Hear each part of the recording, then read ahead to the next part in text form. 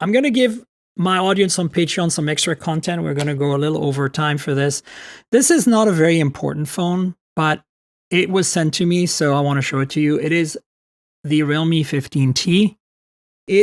This is the epitome of Shenzhen madness. You see 3 cameras back here, right? There's only one. Oh, no, like this is the thing. In the past, we've seen phones from Shenzhen, like no-name brands, putting literally fake cameras in the back. Like just, like they're just cosmetic. I've called the 2 megapixel macros and depth sensors, I call them sticker cams in the past, because I've always said they could just be replaced with a sticker. They have no functionality that's meaningful.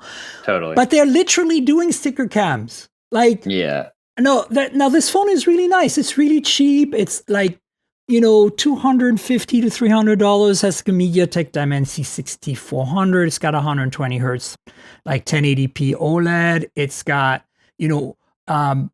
pretty decent specs. The camera is very basic. It's 50 megapixel autofocus, but no OIS. Like nothing too crazy. What's cool about this phone, I think the only thing that this phone is better than some of the others in that 15 series, because I have the 15 Pro as well, which has much better cameras and much better everything else. The thing that's only kind of different about this, and look, even bezels on an OLED, that's pretty cool. It's a smaller phone, so it's like 6.5 inch, which is nice. So more like an iPhone 16, but 7,000 milliamp hour battery. Boom. Silicon carbon at $250, $300. And the point I'm making is that I've had a few 7,000 milliamp hour phones now come from China, from Xiaomi and from Oppo, Realme, but I've never seen it at this price point. I've never seen it on a smaller form factor. And look, it's not thick. It's actually 7 point something. It's very small. So I think we're getting there. I think we're getting to the point where.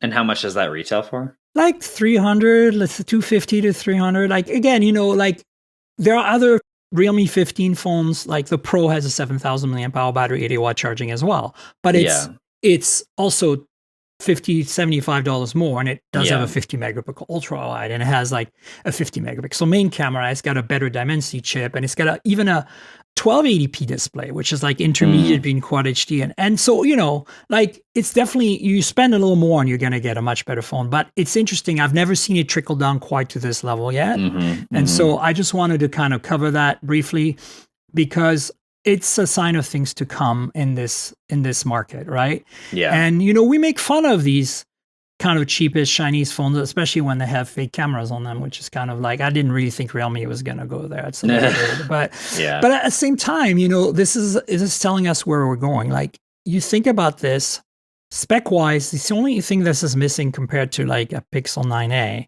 is an ultra wide, like that, but it has a much bigger battery, much faster charging. It has technically a better display. It has technically a similar processor. I don't know, Dimensity 6400 G4, probably a bit you're less. Missing all the pixel features. Of course, it's a software thing. But this is running Realme UI, which is ColorOS, which is Oxygen OS. So it's actually not a terrible user experience. It's just, of course, you don't get all that stuff. But it does have all the AI editing features in the editor that the higher end Oppo and Realme phones present.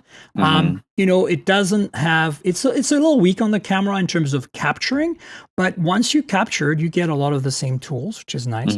So I think it's interesting.